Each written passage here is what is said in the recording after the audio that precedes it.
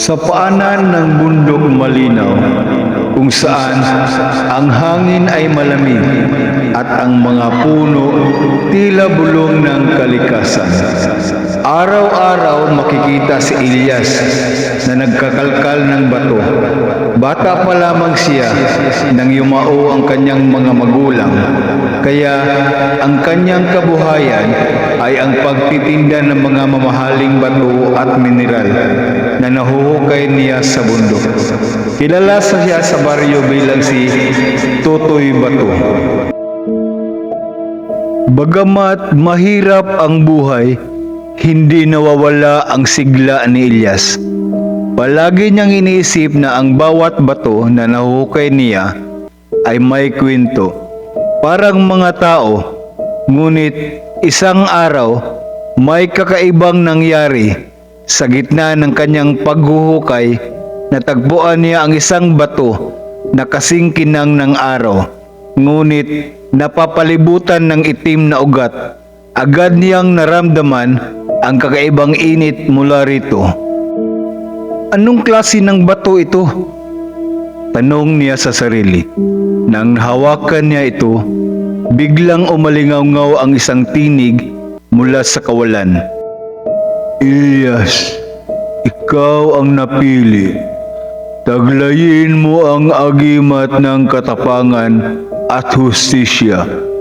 Ngunit mag-ingat sapagkat ang kapangyarihan ay may kabayaran. Nagimbal si Elias, ngunit sa kabila ng takot ay nagkaroon siya ng kuryosidad. Habang hawak ang bato, isang kakaibang liwanag ang bumalot sa kanya. Bigla niyang naramdaman ang hindi maipaliwanag na lakas. Ang bawat galaw niya ay mas mabilis. Ang bawat suntok niya parang bakal. Napansin din niya na parang mas malinaw ang kanyang pandinig at paningin. Hindi nagtagal, napansin ng mga tao sa baryo ang pagbabago kay Elias. Isang araw, habang naglalakad siya pauwi, may narinig siyang sigaw mula sa bahay ng kanyang kapitbahay na si Aling Nina. Ang kanilang bahay ay pinasok ng 3 tulisan na kilalang nanluloob sa iba't ibang bayan. Walang takot na hinarap ni Elias ang mga tulisan gamit ang agimat na nasa kanyang bulsa. "Lumayas kayo dito!" sigaw niya. Ngunit nagtawanan lamang ang mga tulisan. "Huwag kang makialam, bata! Walang magagawa ang tulad mo sa amin!" sagot ng isa habang hawak ang itak.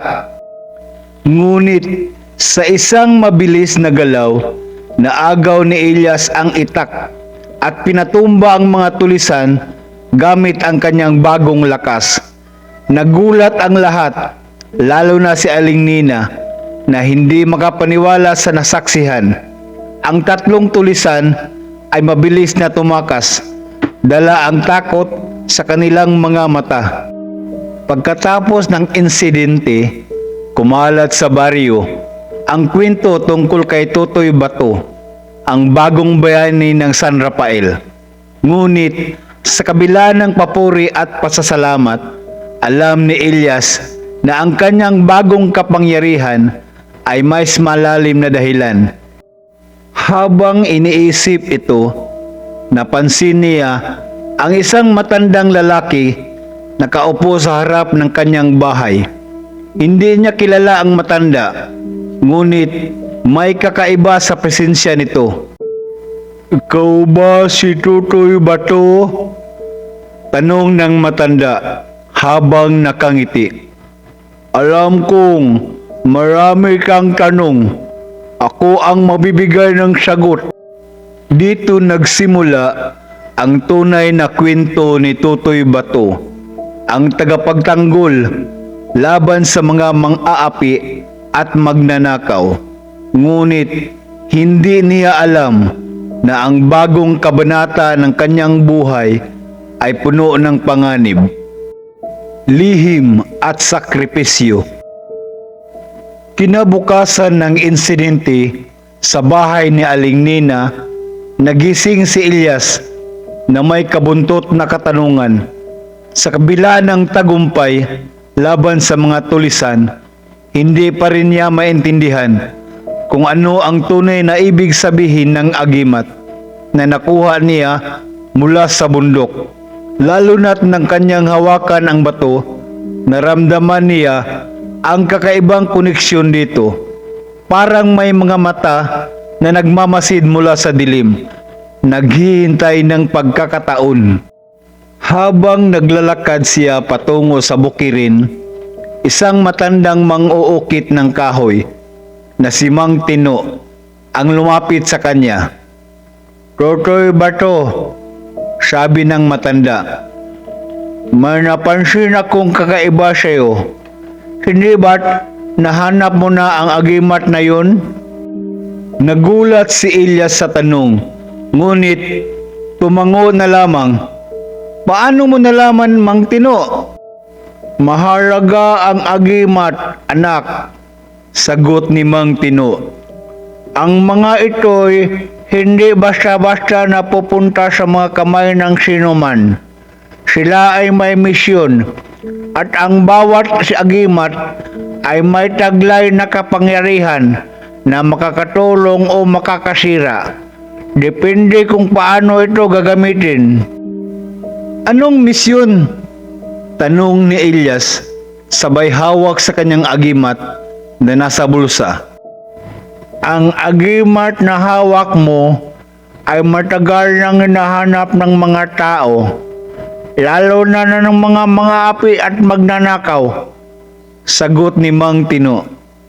"Bago pa man ang kasaysayan ng inyong baryo, isang pangkat ng mga mandirigmang bayani ang gumamit nito upang protektahan ng kanilang mga tao.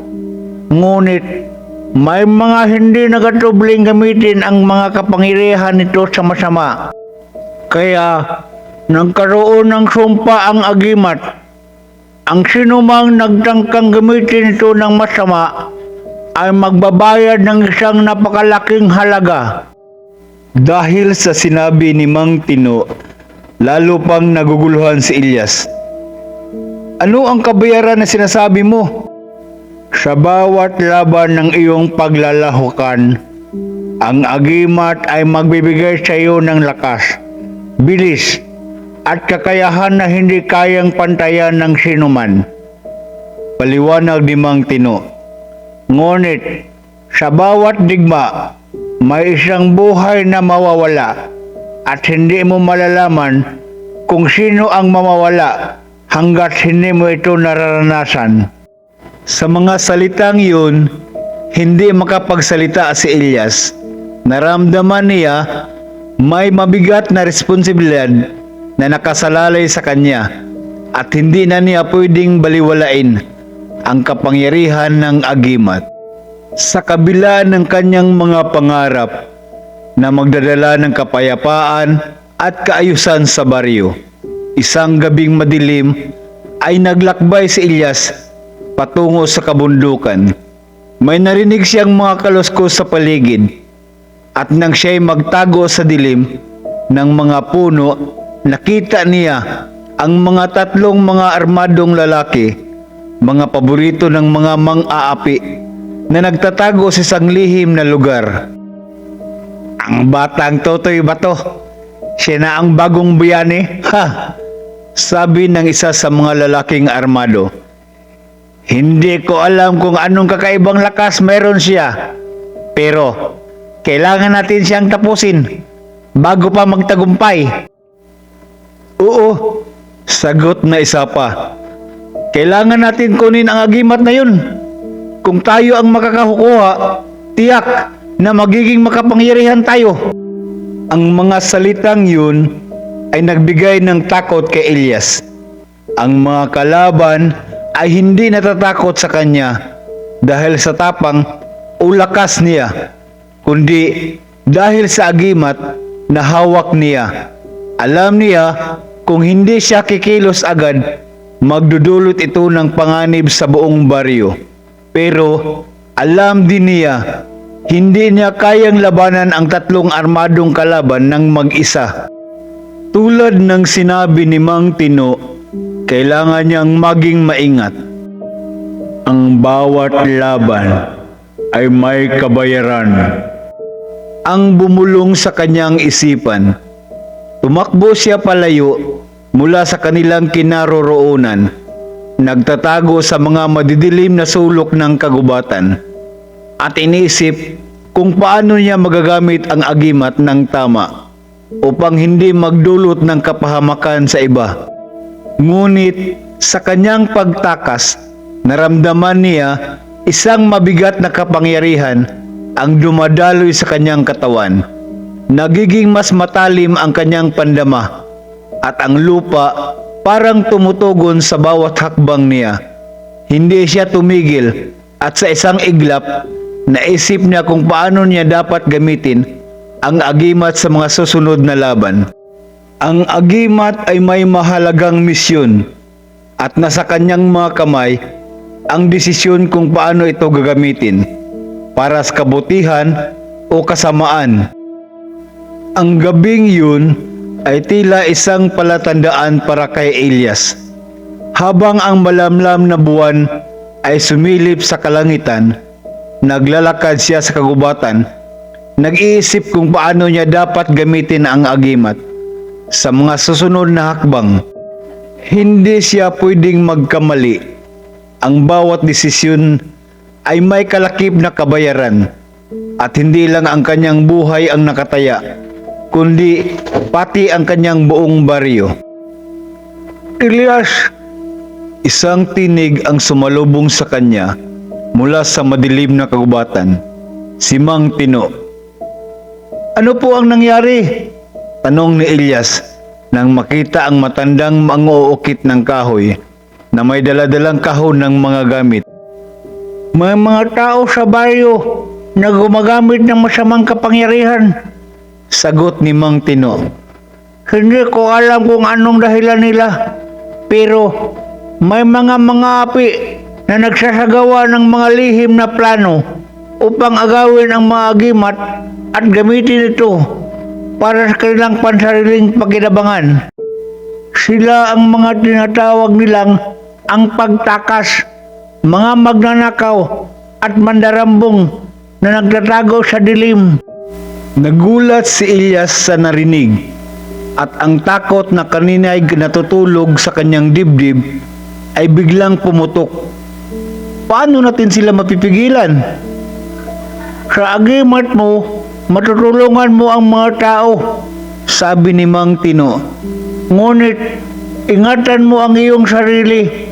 Hindi madali makakalaban ng mga ganitong uri ng kalaban. Kailangan mong maghanda.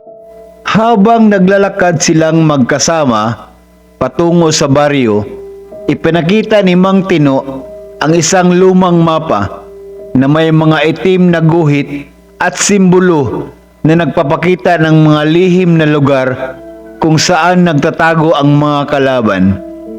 Ang mga lugar na ito sa hilagan inyong baryo, doon sila nagtatago, sabi ni Mang Tino. Ang pagtakas ay may isang lihim na misyon, ang kunin ang pinakamalakas na agimat, ang agimat ng gabay. Ngunit hindi ito madali. Bawat agimat ay may guardian na magbibigay ng pagsubok sa sinumang magtatangkang kunin ito. Nang makarating sila sa baryo, nakaramdam si Elias ng kakaibang presensya. Walang katao-tao sa kalsada, at ang mga bahay ay tila nagtatago sa dilim. Habang naglalakad sila patungo sa malaking puno sa gitna ng baryo, narinig nila ang mga boses ng mga kalaban. Si Tutoy Bato, may agimat siya, ang sabi ng isa sa mga kalaban. Dapat natin siyang tsagorin bago pa siya magtagumpay. Napansin ni Elias ang tatlong paboritong magnanakaw mula sa kanilang bayan na dahan-dahang sumusunod sa kanila mula sa madilim na kanto. "Papatagilid tayo," sabi ni Mang Tino. Ngunit bago pa sila makapagplano, biglang lumabas sa harap nila ang isang malaking tao na may pangil na parang alaga ng halimaw. "Sumuko ka na! Tutoy ba to?" Sigaw ng lalaki, sabay taas ng kanyang pangil. "Ang agimat ngayon ay magiging sa amin. Wala kang laban." Hindi nagdadalawang isip si Ilyas. Hinugot niya ang agimat mula sa kanyang bulsa at inangat ito sa harap ng kalaban. Sa isang iglap, ang bato ay kumislap ng napaka-bright na liwanag na nagpatumba sa kalaban na nakaharap sa kanya. "Kapangyarihan ng agimat, magpakita ka," bulong ni Ilyas, at biglang nagbago ang kanyang anyo. Ang kanyang katawan ay naging matibay at puno ng lakas. Ang kanyang mga kamay, isang espada na may kahalong enerhiya ang lumitaw. Mabilis niyang hinarap ang mga kalaban at sa bawat galaw niya, ang mga magnanakaw ay nawalan ng lakas. Ngunit hindi tumigil ang mga kalaban at lalo pang dumami. Habang lumalaban, nakaramdam si Ilyas ng isang pagpintig mula sa agimat. Isang hindi inasahang mensahe mula sa malalim na kagubatan.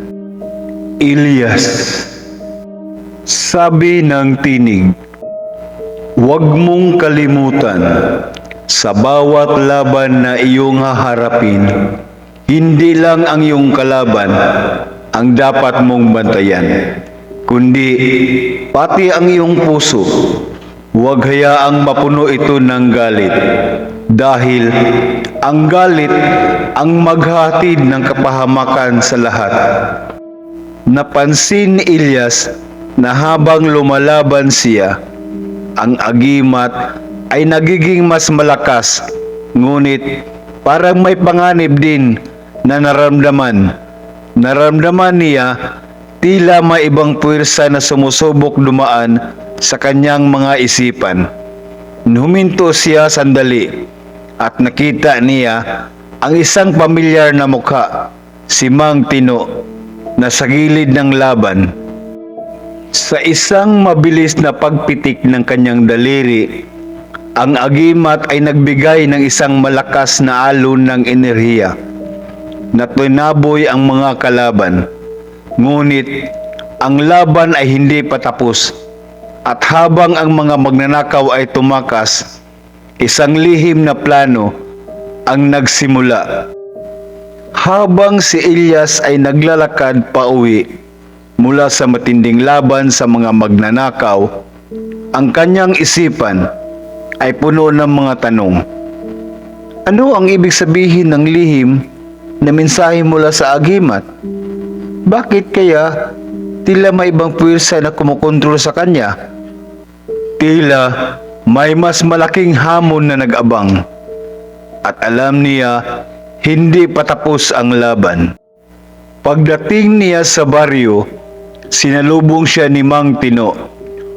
"Ilyas," sabi ng matanda, "ang agimat mo ay hindi basta-basta. Hindi lang ito nagbibigay ng lakas at proteksyon, kundi may layunin din ito. Ang agimat ng gabay ay matagal nang nawawala, at ikaw ang napili upang magbalik loob sa mga lihim na to." "Nawawala? Paano?" tanong ni Ilyas, naguguluhan. "At bakit ako?" "Ang agimat ng gabay ay may kakayahang magbigay ng liwanag sa dilim," paliwanag ni Mang Tino. "Ngunit ang tunay na halaga nito ay nakatago sa puso ng sinumang magdadala. Kung ang puso ng may-ari ay puno ng kabutihan, makakamtan nito ang tunay na kapangyarihan. Kung ang puso ay mapuno ng galit, ito'y magiging sanhi ng kapahamakan. Habang sila'y nag-uusap, bigla na lang dumating ang isang grupo ng kalalakihan na may mga kabayo at espada. Ang mga ito ay hindi ibang tao, kundi ang mga kasamahan ng mga magnanakaw na tinalo ni Elias. Ang pinuno ng grupo, si Pio, ay isang kilalang mandirigma na may reputasyon sa pagiging malupit at walang awang magpatawad. Tara ba to? Sigaw ni Pio. Ang kanyang mata ay naglalagablab sa galit. Hindi ka pa tapos. Hindi mo kami kayang pigilan. Ang agimat mo ay magiging amin sa wakas. Hindi natatakot si Elias. Hinugot niya ang agimat mula sa kanyang bulsa at itinaas ito sa harap ng mga kalaban. Ang bato ay kumislap ng matinding liwanag at nagkaroon ng malakas na pagsabog na tumama sa lupa. Ang mga kalaban ay nabubulabog at napaatras, ngunit hindi sila umatras ng buo. Ang kanilang pinuno ay may hawak na isang espesyal na agimat na hindi nakikita ng mata ng ordinaryo. Mang Tino, Sigaw ni Elias. ano ang nangyari? Ayan na ang susunod na pagsubok. Sagot ni Mang Tino. Si Pio ay may hawak na agimat ng lihim. Ang agimat na yun ay may kakayahang magsalamin ng anumang kapangyarihan at gamitin ito laban sa nagdadala ng agimat. Kailangan mong maging maingat. Ang alon ng enerhiya na nagmumula sa agimat ni Pio ay nakakaapekto sa agimat ni Elias. Ang liwanag mula sa bato ay nagiging malabo at ang katawan ni Elias ay tila napapagod. Ngunit hindi siya tumigil. Tumalikod siya sandali at nagdasal ng taimtim. Sa agimat na to, gabayan mo ako. Bulong ni Elias, huwag mong hayaang magtagumpay ang masama. Bigla, ang agimat ni Elias ay kumislap ng mas maliwanag kaysa dati. Isang matinding alon ng enerhiya ang lumabas mula sa bato at muling nagkaroon ng malupit na pagsabog. Ang agimat ni Pio ay napawi at ang mga kalaban ay napaatras. Ngunit bago pa man makuha ni Elias ang tagumpay, isang kakaibang puwersa ang nagsimulang magbanta. Isang itim na ulap ang bumalot sa buong baryo at ang mga mang-aapi ay nagsimulang maglaho sa dilim. Hindi pa tapos ang laban. Totoy ba to? Bumulong ang tinig mula sa dilim. Maghanda ka, Elias. Sabi ni Mang Tino. Ang tunay na kalaban mo ay hindi pa lumitaw. May mga puwersa sa dilim na higit pa sa iyong kayang labanan. Ang agimat ng gabay ay magbibigay sa iyo ng lakas. Ngunit kailangan mong matutunan kung paano ito kontrolin at paano hindi maging alipin ng sarili mong galit. Habang ang liwanag mula sa agimat ni Elias ay patuloy na naglalabas ng enerhiya, nagmistulang may mas malalim na puwersa ang nagmamasid sa kanya mula sa dilim. Ang mga kalaban ay tumakas na, ngunit ang pakiramdam ni Elias ay hindi siya ligtas. Hindi natapos ang laban. Ito ay nagsimula pa lamang. Pag-uwi ni Elias sa bahay ni Mang Tino, naramdaman niya ang malamig na hangin na dumaan sa paligid ng kanilang baryo. Bago pa man siya makapasok, narinig niya ang isang tinig mula sa madilim na kagubatan. Isang malalim at malamig na busis na tumagos sa kanyang kaluluwa. Tutoy ba to? Ang busis ay tumagos sa kanyang pandinig. Ang agimat na hawak mo ay hindi para sa iyo. Ang mga magkasunod na laban ay nagpapahina sa iyo. Pagtutunan ka ng pansin at ang agimat mo ay magiging sanhi ng iyong kapahamakan. Dahil sa takot, nagmadali si Elias pumasok sa bahay ni Mang Tino at nagsabi, "Mang Tino, may narinig akong tinig mula sa dilim. Parang may mas malalim na pwersa na nagmamasid sa atin." Ang matanda ay tumingin sa kanya. Ang mukha niya ay puno ng pagkabahala. "Hindi lang sila magnanakaw at mang-aapi, Elias. Ang agimat na hawak mo ay may kasaysayan. May mga nilalang sa dilim na maghahangad nito para sa kanilang pansariling kapakinabangan." "Paano ko sila mapapatalo?"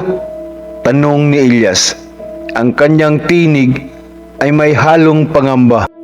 Ang matanda ay tumayo at lumakad patungo sa isang luma at misteryosong aparador.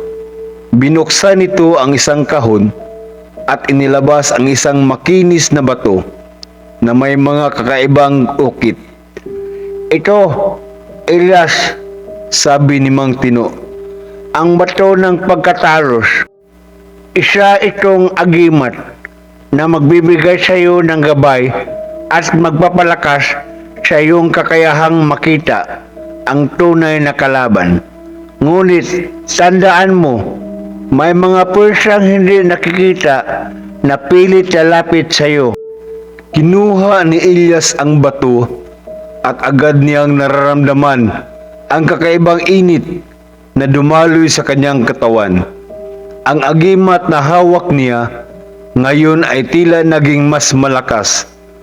"Paano ito gumagana?" tanong ni Elias. "Sa oras ng pangangailangan, ang bato ng pagkatalos ay magbibigay sa iyo ng kakayahang makilala ang mga tunay na puwersa ng dilim. Hindi lahat ng kalaban ay makikita mo, pero sa tulong ng bato, matutulungan ka nitong matukoy kung alin ang tunay at alin ang magpapanggap." Habang nagsisimula silang magplano kung ano ang kanilang susunod na hakbang, isang kakaibang liwanag ang lumabas mula sa kagubatan. Ang hangin ay biglang humigpit at nararamdaman nila ang presensya ng isang malupit na puwersa. Hindi pa sila handa, ngunit ang lihim na puwersa ay nagpasimula ng isang bagong hamon. Sa hindi kalayuan, mula sa ilalim ng mga puno, isang itim na anino ang lumitaw, si Don Lucio, ang pinuno ng mga kalaban at isa sa mga pinakapangyarihang nilalang sa dilim. Kilala siya sa pagiging isang masugid na mang-aapi at isang nilalang na may kakayahang kontrolin ang mga anino. Hindi siya madaling matalo at sa kanyang mga kamay, ang kapangyarihan ng kadiliman ay tila walang hanggan.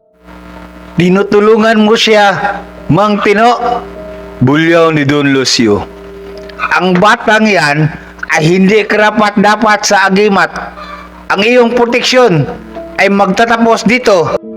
Ang hangin ay naging malamig at ang mga puno ay tila yumuko sa harap ni Don Lucio. Si Elias ay nag-aangat ng kanyang agimat, ngunit alam niya ang laban na ito ay hindi magiging madali. "Hindi ko hahayaan na maagaw nila ito mula sa akin," sigaw ni Elias, at ang liwanag mula sa agimat ng gabay ay muling kumislap na nagbigay ng liwanag sa madilim na kagubatan. Ngunit si Don Lucio ay hindi nadalawang isip gamitin ang kanyang madilim na kapangyarihan. Ang mga anino sa paligid ay nag-umpisang magbago. Nagiging mga halimaw na naglalakad sa ilalim ng kanyang kontrol. Sa kabila ng kanyang takot, si Ilyas ay nagpatuloy. Hindi pinapansin ang mga pirsang nararamdaman.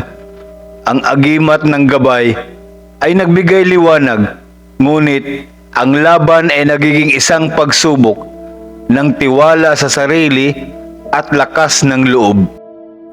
Ang kagubatan ay tila pumikit sa dilim nang dumating si Don Lucio.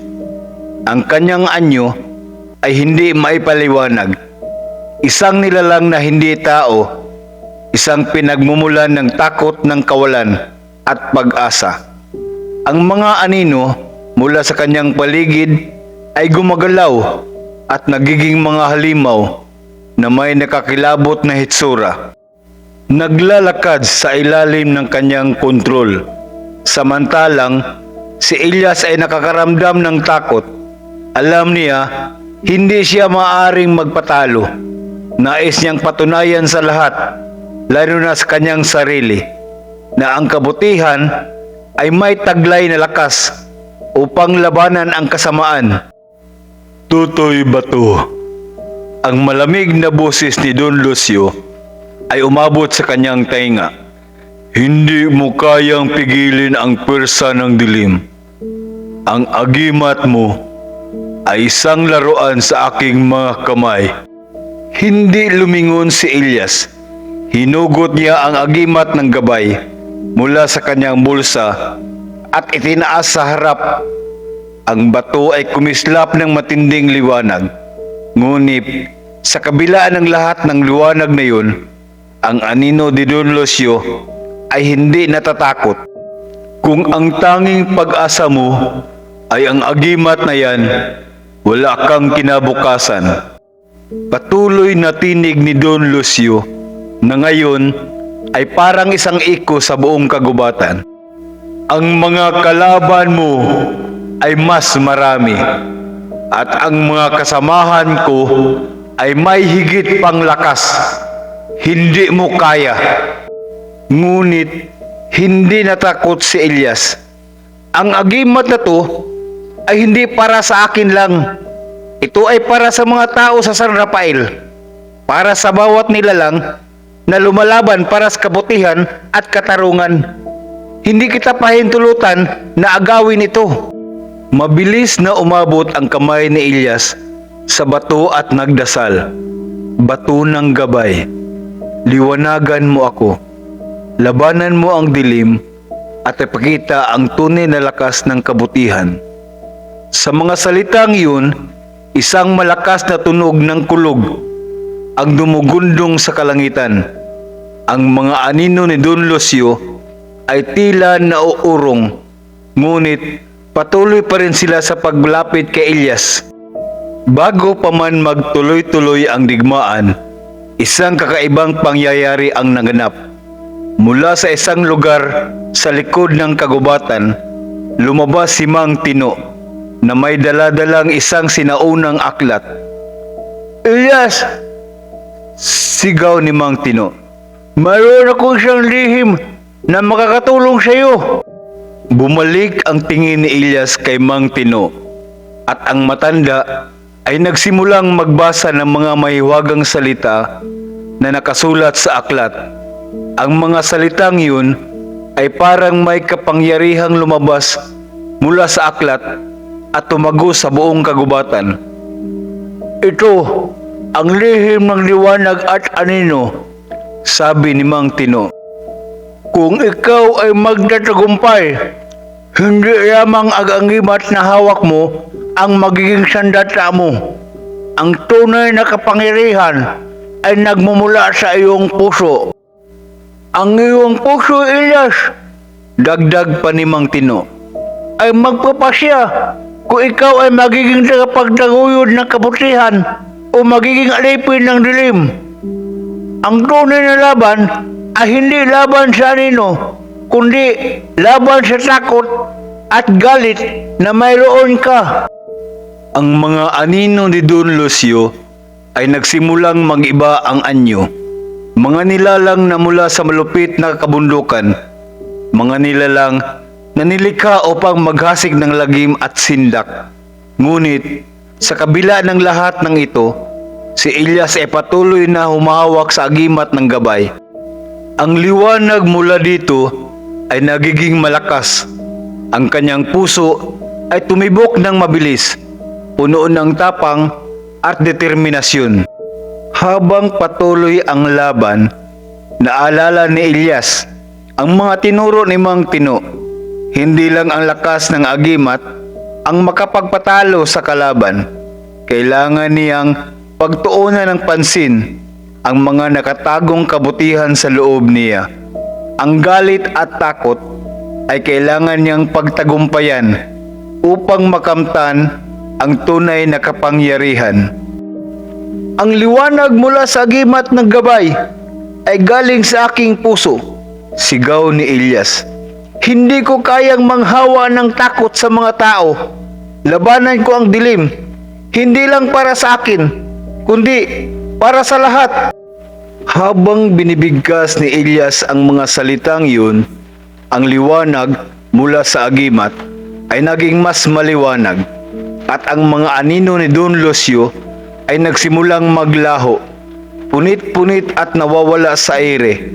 Si Don Lucio ay nagdilim at tumaas ang galit.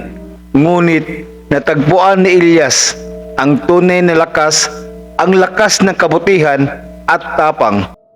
Ang tunay na kapangyarihan ay hindi sa agimat. Ang huling sinabi ni Mang Tino. Ang tunay na agimat ay nasa iyong puso, Elias.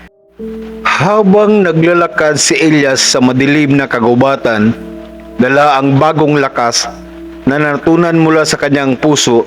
Nagsimula nang magbago ang paligid. Ang mga punong kahoy na dati tila nagmamasid sa kanya, ngayon ay nagsimula nang magbigay liwanag.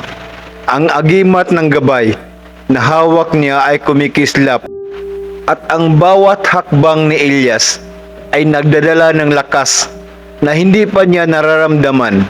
Ngunit alam niya hindi pa ito ang huling pagsubok na haharapin niya. Ang tunay na labanan ay hindi lamang laban kay Don Lucio, kundi sa bawat hamon ng buhay. Habang binabaybay niya ang kagubatan, naramdaman niya may ibang nilalang na nagmamasid sa kanya. Isang malamig na hangin ang dumaan at tumama sa kanyang mukha, at sa kanyang pandinig, isang boses ang sumabog mula sa dilim. Tutoy ba to? Bumulong ang boses na may puot. Iniwasan mo na ang isang pwersa ng dilim. Ngunit ang tunay na digmaan ay hindi pa tapos. Walang sinuman ang makakaligtas sa kasalanan na dala ng iyong agimat. Dahil dito, nagising ang takot na kanina'y naitulak ni Elias.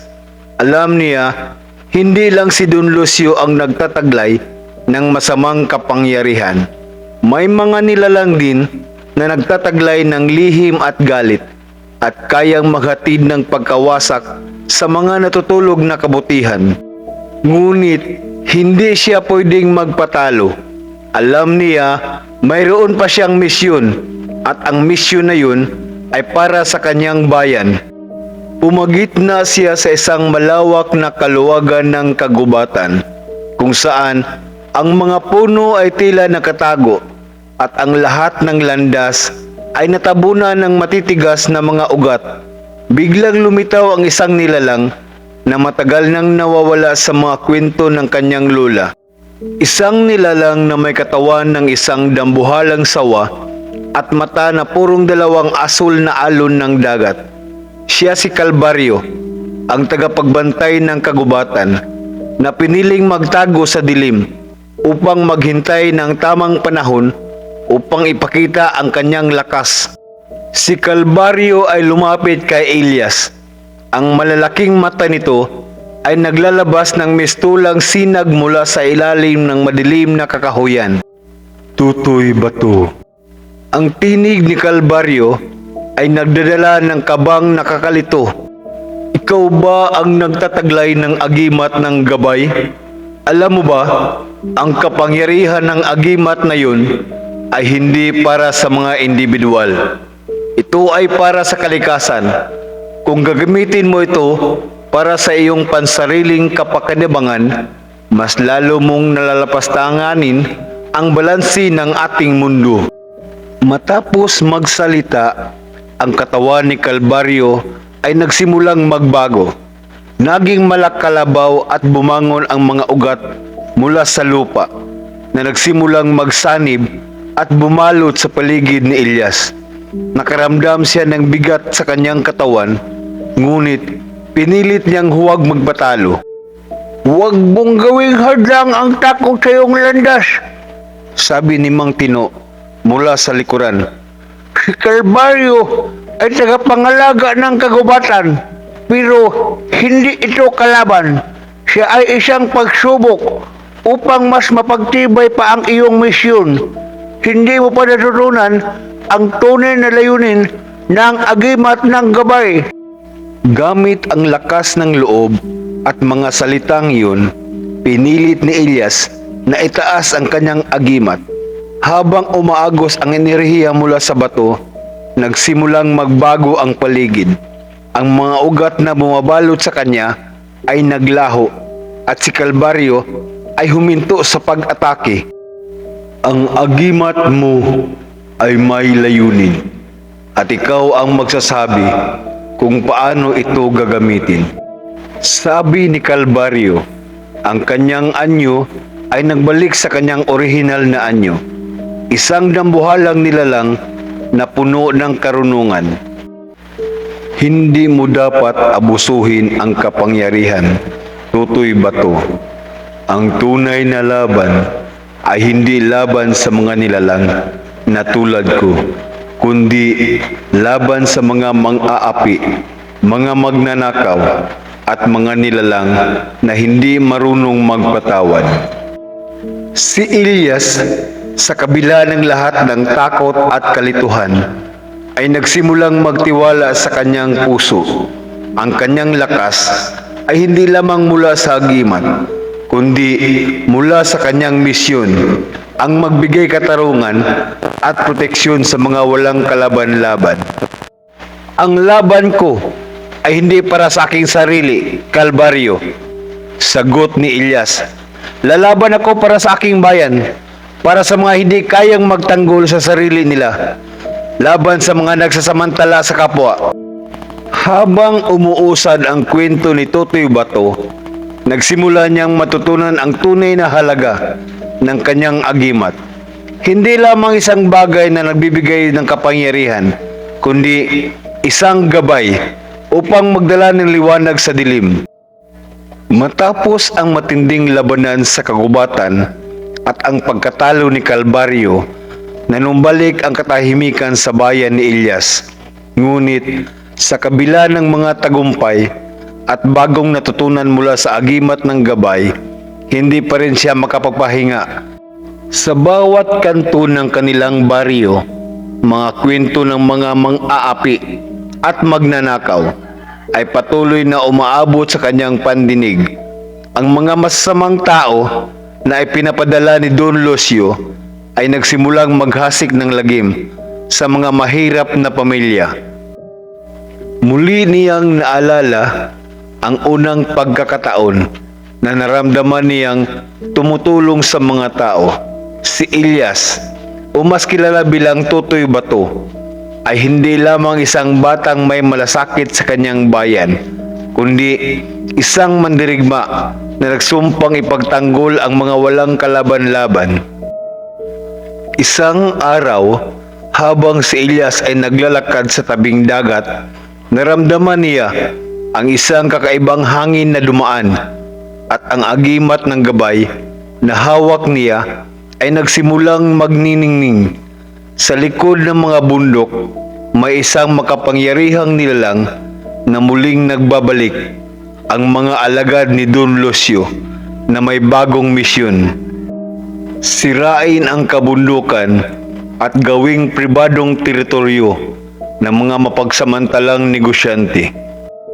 Ang unang pagkakataon na narinig ni Elias ang pangalan ng mga negosyanteng ito, ay nang makarating siya sa isang tahanan na nasunog, puno ng mga patay at nawawalang tao, ang mga pamana ng mga tao sa baryo ay kinuha at ang kanilang kalikasan ay nasira upang mapakinabangan ng mga mayayaman. Hindi na niya kayang hayaan pa na magpatuloy ang ganitong kalupitan. Si Elias, na may agimat ng gabay sa kanyang palad, ay naglakbay patungo sa tuktok ng bundok, kung saan ang mga mang-aapi at magnanakaw ay nagtataglay ng isang lihim na kampo. Kasama ang kanyang mga kaibigan, sina Mang Tino at ilang mga mang-uuma ng lupa. Naghanda siya para sa isang laban na magtatakda ng kapalaran sa buong bayan. Habang patungo siya sa kampo, naramdaman ni Elias ang kakaibang presensya nagmamasid sa kanya. Ang mga dilim mula sa paligid ay nagsimulang magbago at sa harap niya lumitaw ang isang pamilyar na anyo, si Don Lucio, ang pangunahing kalaban ni Elias, na siyang nagtataglay ng pinakamalupit na kapangyarihan sa buong bayan. "Tutoy ba to?" Sabi ni Don Lucio na may mapait na ngiti. "Nais mong labanan kami? Alam mo ba kung gaano kalakas ang aking puwersa? Hindi mo kayang tapatan ang lakas na dala ko. Ang agimat ng gabay na hawak mo ay hindi makakaligtas sa malupit kong kapangyarihan." Tiningnan ni Elias si Don Lucio, ngunit sa mga mata ng kabataang mandirigma, nakita ang tapang at malasakit para sa bayan. "Relax, Don Lucio. Hindi ko hahayaang magpatuloy ang inyong kalupitan," sabi ni Elias na matapang. "Ang agimat ng gabay ay hindi isang bagay na gagamitin ko para sa aking sariling kapakinabangan. Ito ay para sa mga tao na ang mga pangarap ay patuloy na sinusugpo ng mga katulad mong mang-aapi." Bumangon ang lakas ng agimat ng gabay at nagsimulang nagningning ang mga kabundukan.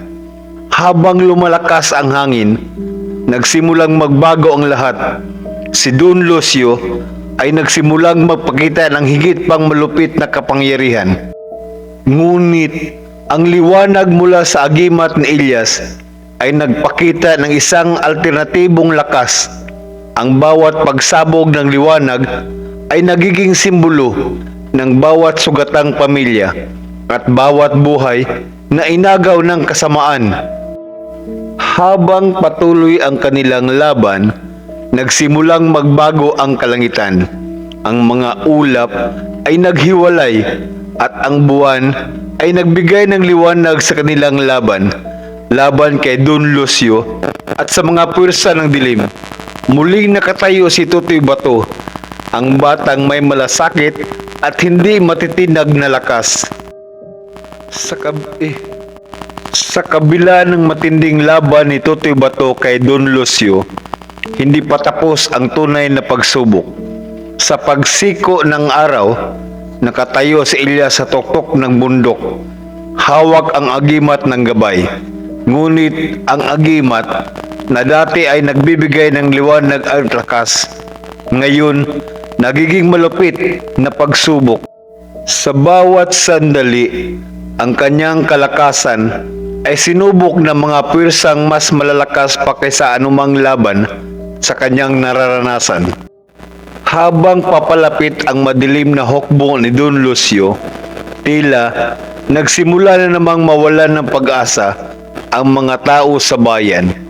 Ang agimat ng gabay ay napagod at ang mga nilalang na minsay tinataboy ng liwanag ay ngayon nagiging mas matibay sa gabi. Isang malamlam na liwanag ang kumakalat mula sa bundok. Isang sinyalis ng pagbabalik ng pinakamalupit na nilalang na nagbigay daan sa lahat ng paghihirap sa bayan, ang mga alagad ni Don Lucio. Bago maganap ang huling pagbangon ng dilim, nagpakita si Totoy Bato sa bayan at sa kanyang mga mata ay muling nagniningning ang pag-asa. Hindi ako magpapatalo! Hindi ako titigil! Sabi ni Ilyas. Ang agimat na gabay ay hindi lang isang kapangyarihan. Ito'y pag-asa ng mga tao at hindi ko hahayaan mawala ito. Habang nilalakbay ang madilim na kagubatan, naramdaman ni Ilyas ang matinding presensya ng isang mas makapangyarihang nilalang na nagtatago sa dilim. Ang alon ng hangin ay dumaan at nagsimulang magbago ang kapaligiran. Mula sa tahimik na kalikasan hanggang sa pagputok ng mga kidlat at ang nilalang na maghahatid ng takot. Si Ilyas at ang kanyang mga kaibigan ay naharap sa isang bagong kalaban, ang huling alagad ni Don Lucio, isang makapangyarihang engkanto na kayang magdala ng pighati at kasawian. Ilyas, Totoy Bato, hindi mo kayang labanan ang aking pwersa. Ang tinig ng engkanto ay umaabot sa buong kagubatan. Ang iyong agimat ng gabay ay hindi makakaligtas sa aking kalupitan. Ang iyong bayan ay mapapabilang sa aking saksi. Sa kabila ng lahat ng takot at pangamba, nagpatuloy si Ilyas sa kanyang laban. Tinutulungan siya ng agimat ng gabay, ngunit may bago itong tuklas, ang kapangyarihan ng tunay na kabutihan. Ang agimat ng gabay ay hindi lamang nagmumula sa lakas ng magic, kundi sa tapang ng puso ng bawat tao na naglalaban para sa tama. Hindi kami magpapatalo! Sigaw ni Ilyas at sa isang iglap, nagbukas ang agimat ng gabay. Ang liwanag nito ay mas maliwanag pa kaysa araw. Ang mga mang-aapi at magnanakaw ay nagsimulang umatras sa takot. Isang malaking sigaw ang umabot sa buong bayan ng San Rafael, tanda na kanilang tagumpay. Ngunit bago tuluyang mapuksa ang dilim, may isa pang pagsubok na dumarating. Isang huling pagkakataon upang ipaglaban ang bayan at ang mga minahal sa buhay. Ang agimat ng gabay ay hindi lamang isang pangako ng tagumpay. Ito ay isang simbolo ng pagpapasya at sakripisyo. Ang laban ni Totoy Bato ay hindi pa tapos.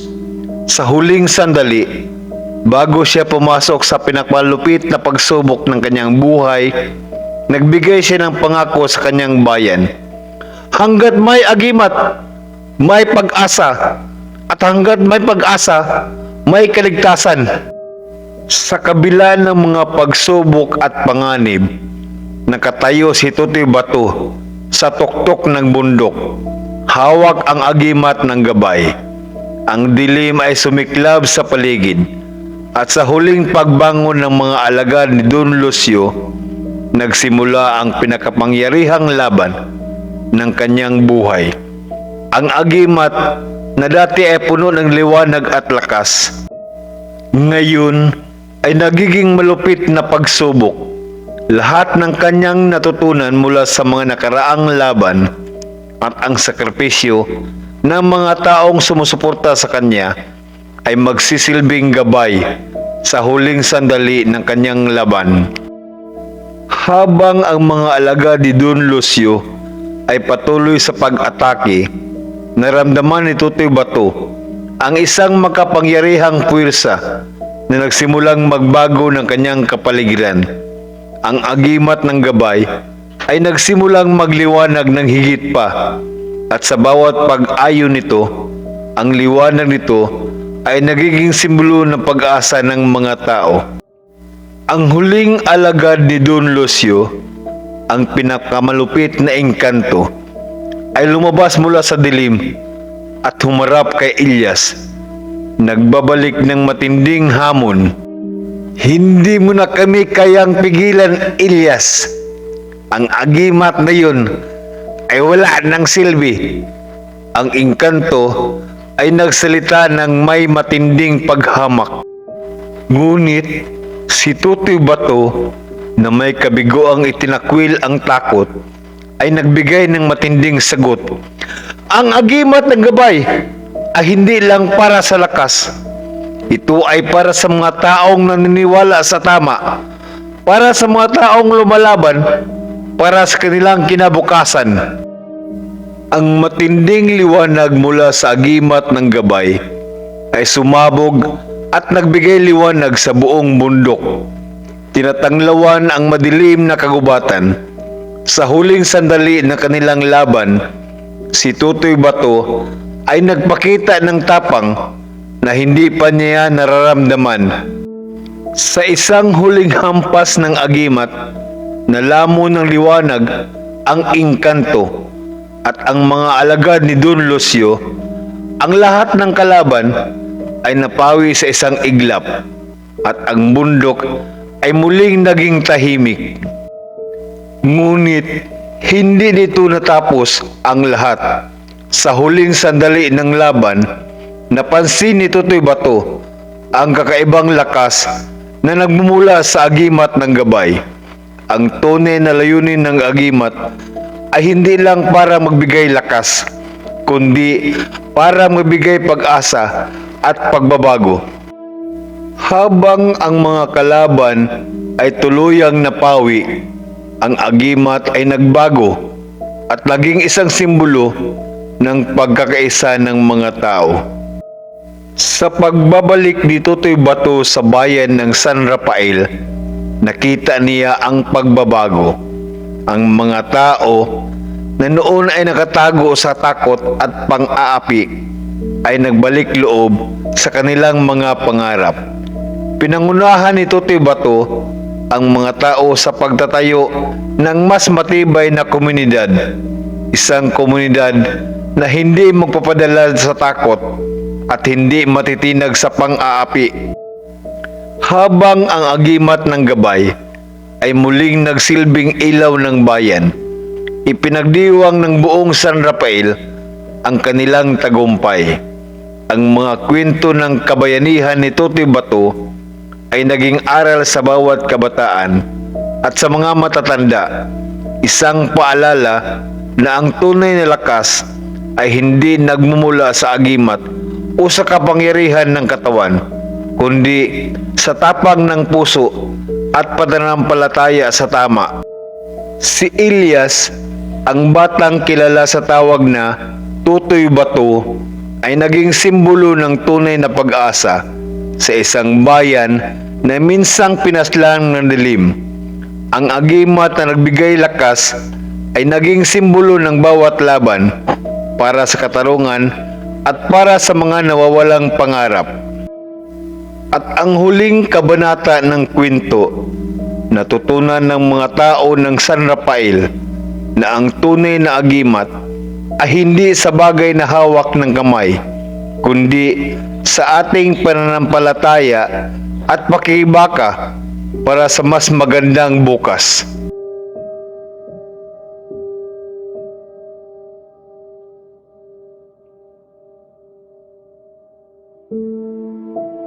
At dito nagtatapos ang ating kwento ng agimat, isang piraso ng kasaysayan at misteryo na patuloy na bumabalot sa ating kultura. Marahil, sa bawat agimat na nakatagong kwento, may mga natutunan tayong hindi lang tungkol sa ating nakaraan, kundi pati na rin ang mga kahulugan ng lakas, tapang, at pananampalataya sa mga bagay na hindi natin nakikita. Pero tandaan, hindi sa lahat ng pagkakataon ay may agimat na kailangan. Minsan, ang pinakamalakas na agimat na mayroon tayo ay ang ating sarili, ang ating tapang, pag-unawa, at tiwala sa ating kakayahan. Kaya't hindi ba't mas maganda kung maging agimat tayo sa ating sariling buhay, upang magbigay ng inspirasyon sa iba? Kung ikaw ay nahumaling sa mga kwento ng agimat, o kaya'y naghahanap pa ng iba pang mga misteryo ng ating kultura, huwag kalimutang mag-subscribe, i-like, at i-share ang video na ito. Maraming salamat sa pagtangkilik, at muling magkita tayo sa susunod na kwento na tiyak ay magbibigay sa inyo ng mga bagong kaalaman at kabiganian. Hanggang sa muli, mga kaagimat.